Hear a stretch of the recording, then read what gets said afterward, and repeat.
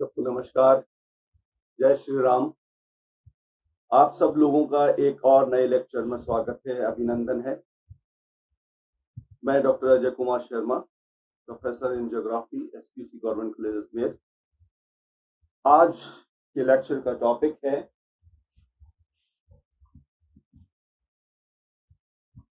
ज्यूसेन-क्लाइनेल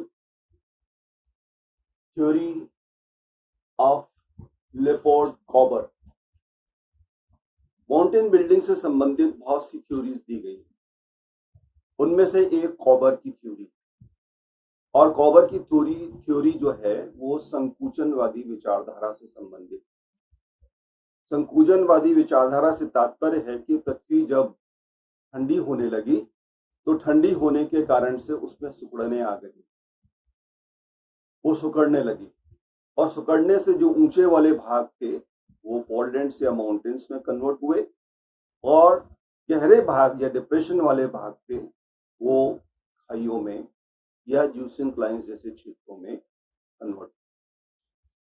अब प्रश्न यह है कि इस थ्योरी का जो सबसे प्रमुख आधार है वो ज्यूसेन-क्लाइन्स या भूसन्नति है। तो भूसन्नति होता क्या है?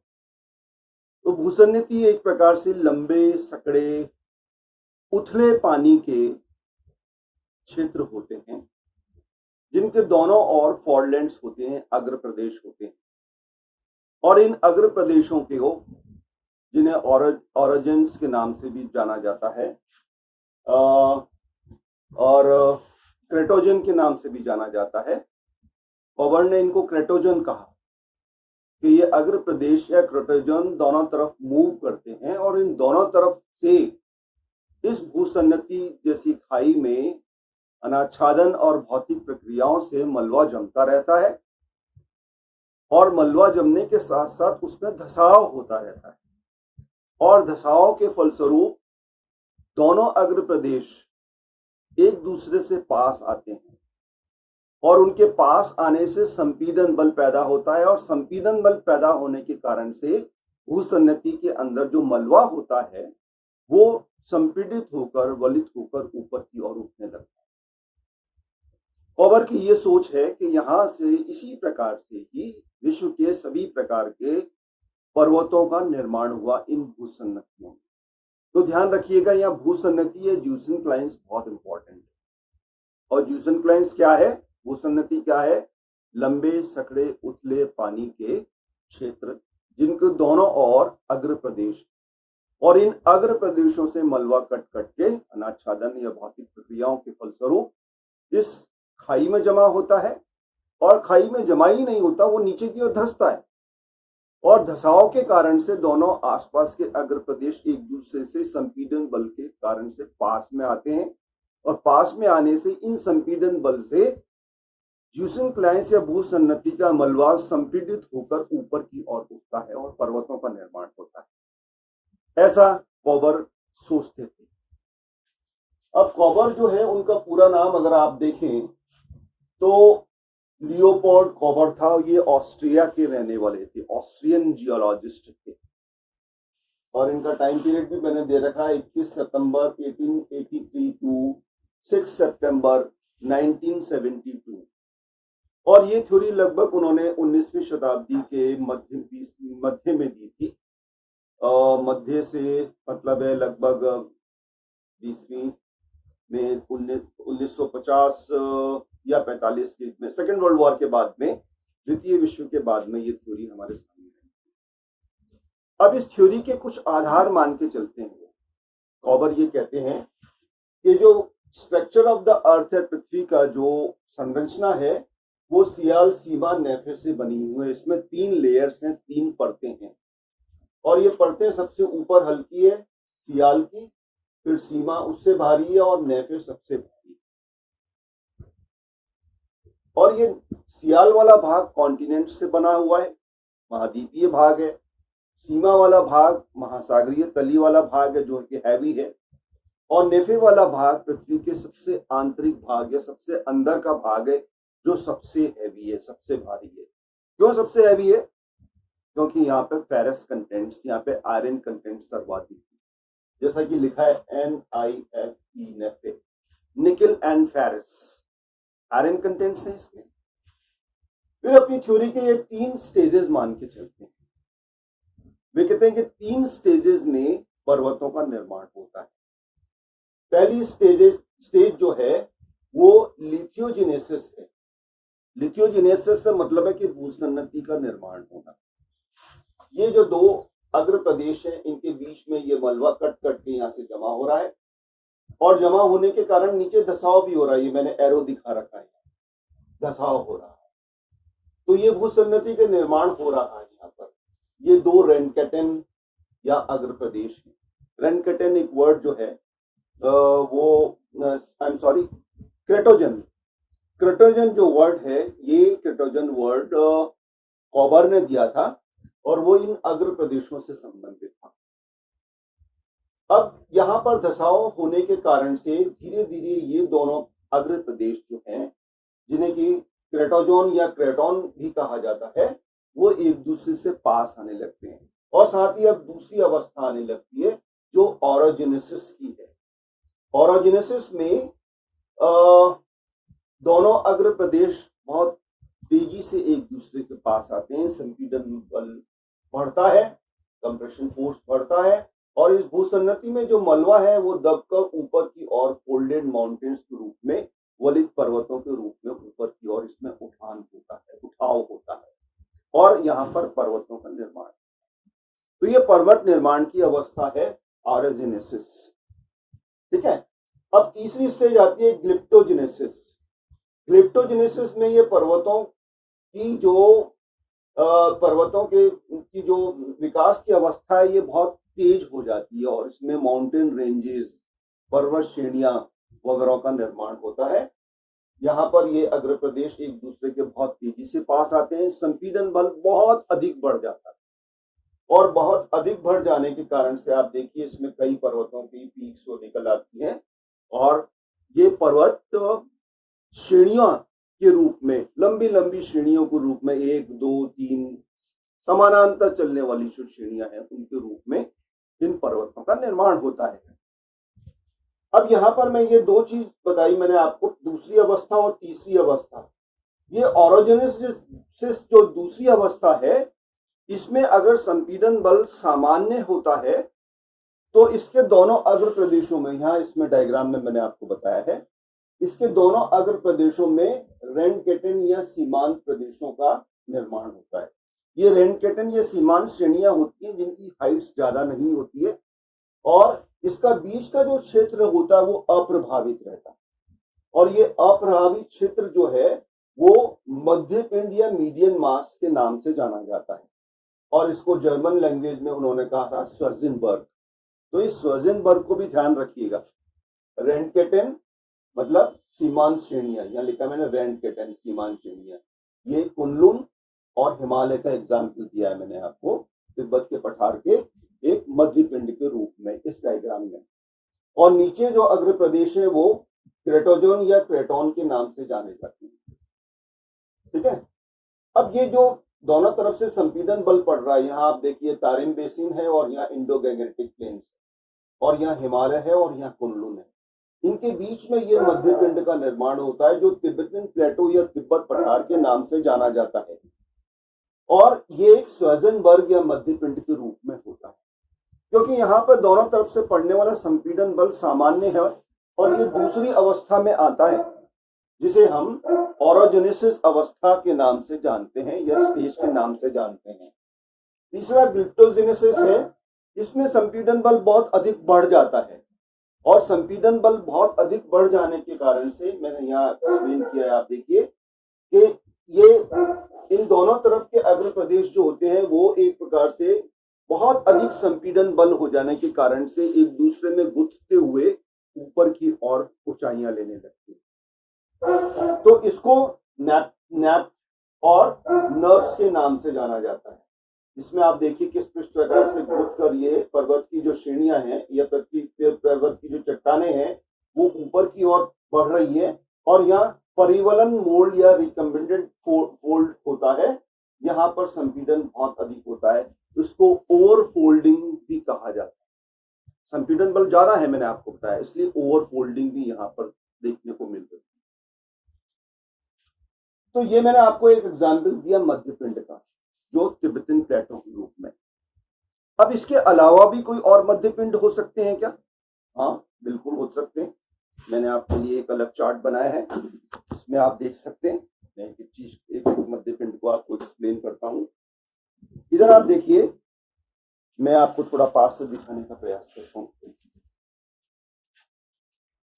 ये मीडियन मास मध्य पिंड या श्वार्ज़ेनबर्ग है, और यहां मैंने ये मीडियन मास के एग्जाम्पल रखे हैं, और ये किन किन के बीच में है।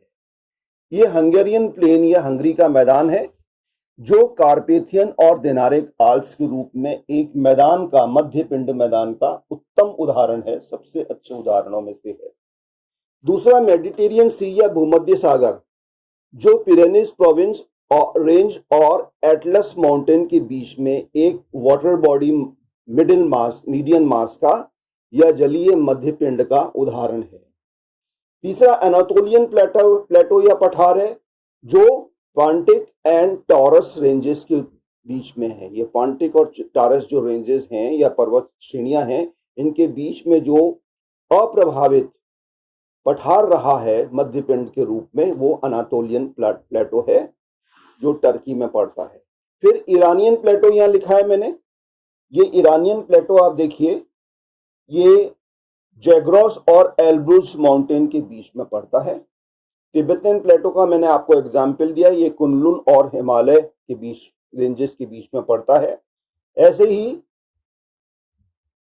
बेसिन रेंजेस जो है, ये वॉस्टिस रेंजेस और सियरा रेंजेस के बीच में पड़ता है, जो यूएसए में पाई जाती है। तो इतने सारे मैंने आपको मध्य पिंड के एग्जाम्पल दिए। अब हम आते हैं क्रिटिसिज्म पर, कि इसकी आलोचना किन किन बेसिस पे हुई। सबसे बड़ी आलोचना का जो पॉइंट है वो फोर्सेस है, कि ऐसी कौन सी बड़ी फोर्सेस या शक्तियां थी जिन्होंने इतने बड़े बड़े अग्र प्रदेश भूखंडों को या प्लेट्स को चलायमान किया, उसमें मोशंस के लेके आए वो, कि वो एक दूसरे के पास आए या एक दूसरे से दूर गए। एक दूसरे के पास आने के बीच में, उनके बीच में भूसन्नतियों का निर्माण हुआ, या गर्त क्षेत्र थे उनमें भूसन्नतियों का निर्माण हुआ। यहाँ पर ये क्वेश्चन मार्क है, और ये क्वेश्चन मार्क आज तक लगा हुआ है। प्लेट टेक्टोनिक थ्योरी आने के बाद में भी, और कई प्रकार के इंजीन थ्योरी आने के बाद में भी, ये क्वेश्चन मार्क अभी भी लगा हुआ है कि पृथ्वी के आंतरिक भागों में जो एंडोजेनिक फोर्सेस हैं, जो आंतरिक शक्तियां हैं, वो किस प्रकार से इतनी बड़ी बड़ी प्लेट्स को, महासागरीय और महाद्वीपीय प्लेट्स को मूवमेंट दे रही हैं, उनको चलायमान कर रही हैं, और उनके कारण से भूकंप, ज्वालामुखी और पर्वतों का निर्माण हो रहा है। फिर आगे कहते हैं, कॉबर्न ने 6 फेजेस बताए माउंटेन बिल्डिंग के, जबकि वर्तमान की जो वैज्ञानिक अध्ययन है उसमें 4 फेजेस बताए हैं, 4 पीरियड बताए माउंटेन बिल्डिंग के, और इसको मैंने आपको पहले के लेक्चर में भी स्पष्ट किया था। फिर no explanation of north and sea mountain, north and south mountain, के उत्तर से दक्षिण जो पर्वत दिशा में पर्वत फैले हुए हैं, जैसे रॉकीज और एंडीज पर्वत, उनका एक्सप्लेनेशन, उनकी व्याख्या ये सिद्धांत नहीं कर सकता। ये सिर्फ पूर्व और पश्चिम दिशा में फैले हिमालय और हिमालय के साथ एल्पाइन माउंटेन्स की ही व्याख्या करता है। एक पॉइंट इसमें क्रिटिसिज्म में और आता है, वो ये कि कॉबर ने कहा कि दोनों अग्र प्रदेश एक दूसरे की ओर बढ़ते हैं, यानी कि दोनों अग्र प्रदेश चलायमान हैं, जबकि स्वेज ने कहा कि एक अग्र प्रदेश स्थिर रहता है और दूसरा अधिक चलायमान रहता है। तो न्यू टेक्टोनिक जो थ्योरी है वो भी ये कहती है कि एक कम चलायमान रहता है और एक अधिक चलायमान रहता है। अब इस पर निष्कर्ष पर अगर हम जाएं, तो हम देखेंगे कि निष्कर्ष रूप में हम ये दे सकते हैं, this concept of geosynclines first time scientific basis explanation. पहली बार वैज्ञानिक दृष्टि से इस सिद्धांत को, वैज्ञानिक आधार पर इस सिद्धांत की व्याख्या की गई थी। हालांकि इससे पहले दाना ने इस सिद्धांत के बारे में बताया था, दाना और हॉल ने, और हॉग ने भी इसकी व्याख्या की थी, लेकिन इतनी अधिक वैज्ञानिक दृष्टि से उन्होंने व्याख्या नहीं की थी जितनी कॉबर ने की थी। साथ ही आप देखिए, Gulf of Mexico and Bay of Bengal are two major geosynclines. वर्तमान समय में गल्फ ऑफ मैक्सिको यानी कि मैक्सिको की खाड़ी और बे ऑफ बंगाल, बंगाल की जो खाड़ी हमारी है, वो इस समय सबसे बड़े जियोसिंक्लाइंस या भूसन्नतियों के रूप में है, यानी कि आने वाले माउंटेन बिल्डिंग्स इन क्षेत्रों में होगी।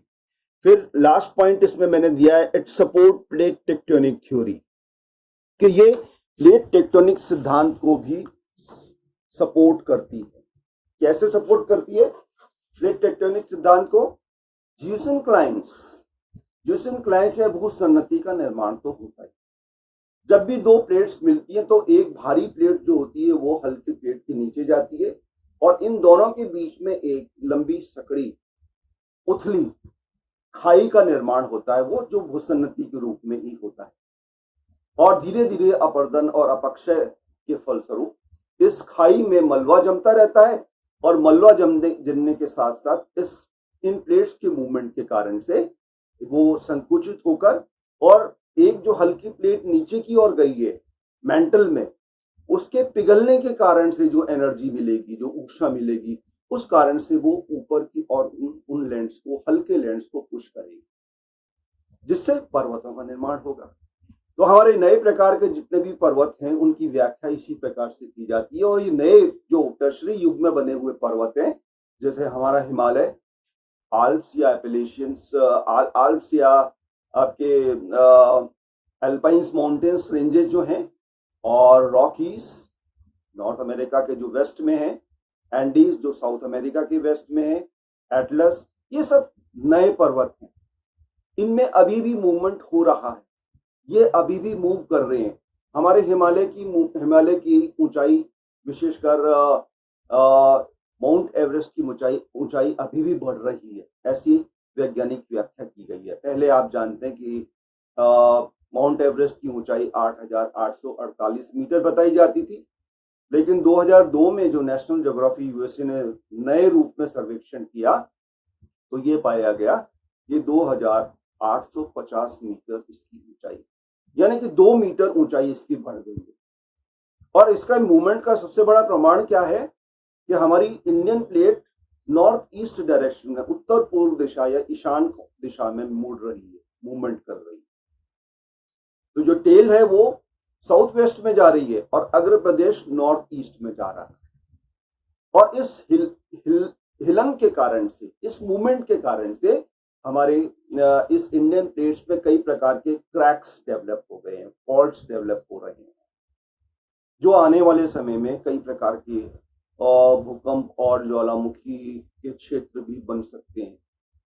क्योंकि हमारे यहाँ पे सक्रिय ज्वालामुखी अभी सिर्फ एक नरकुंडम के रूप में ही है, जो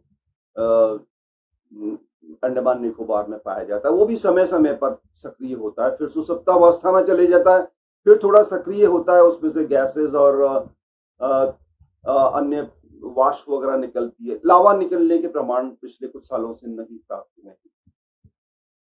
तो कहने का मतलब है कि कॉबर ने पहली बार भूसन्नति सिद्धांत को वैज्ञानिक आधार देने का प्रयास किया और ये बताने का प्रयास किया कि हमारी पृथ्वी पर पर्वतों, महाद्वीपों का निर्माण किस प्रकार से हुआ और उसमें भूसन्नति का क्या भूमिका रही। आगे जितने भी आने वाले भूगोलवेत्ता या भूगर्भ शास्त्री थे, उन्होंने जियोसिंक्लाइंस के सिद्धांत को थोड़ा बहुत कहीं ना कहीं अपनाते हुए वो आगे बढ़े। और आज की वर्तमान जो लेटेस्ट जो प्लेट टेक्टोनिक थ्योरी है, उसमें भी भूसन्नति की अवस्था कहीं ना कहीं तो आती है। प्रारंभ में जहां दो प्लेट्स टकराती है, मैंने आपको बताया, वहां पर एक लंबी सकड़ी उथली खाई जैसी बनती है, जो भूसन्नति ही होती है, और दोनों क्षेत्रों से उसमें मलबा कट कट के जमा होता रहता है और संपीड़न बल बढ़ने के कारण से और वो मलबा धीरे धीरे ऊपर की ओर उठने लगता है और फोल्डेड या मोड़दार पर्वतों का निर्माण होने लगता है। तो ये कॉबर के भूसन्नति सिद्धांत की व्याख्या इस रूप में की जाती है कि हालांकि बहुत सी चीजें अब आउटडेटेड हो चुकी हैं इसमें, लेकिन भूसन्नति की अवस्था जो है, भूसन्नति का जो कंसेप्ट है, संकल्पना जो है जो इन्होंने दी, मैंने आपको बताया, ये पहली बार वैज्ञानिक रूप में, वैज्ञानिक आधार पर इन्होंने इसकी व्याख्या की, जिसको उस समय और काफी समय तक इसको सर्वसम्मति मिली लोगों के द्वारा। फिर धीरे धीरे नए सिद्धांत आते रहे, संकुचनवादी विचारधारा को लोगों ने साइड में कर दिया, महाद्वीपीय विस्थापन सिद्धांत को अपनाया कि महाद्वीपों का विस्थापन हुआ है और कहीं वो मिले हैं, और मिलने और बिछड़ने के बीच में भी में महाद्वीपों और महासागरों का निर्माण है। यहाँ पर भी भूसन्नति बन रही है, ध्यान रखिएगा। जहां पर भी दो प्लेट्स आके मिल रही हैं, जहां पर भी दो महाद्वीप आके मिल रहे हैं, या महाद्वीपीय या महासागरीय प्लेट आके मिल रही है, वहां पर भूसन्नति के निर्माण अवश्य होगा। तो ये सामान्य सा परिचय मैंने अधिक से अधिक इजी वे में, आसान भाषा में आपको डायग्राम्स वगैरह बनाते हुए व्याख्या करने का प्रयास किया कॉबर की भूसन्नति सिद्धांत का। आपका बहुत बहुत धन्यवाद। आज का दिन आपके लिए बहुत शुभ हो। जय श्री राम।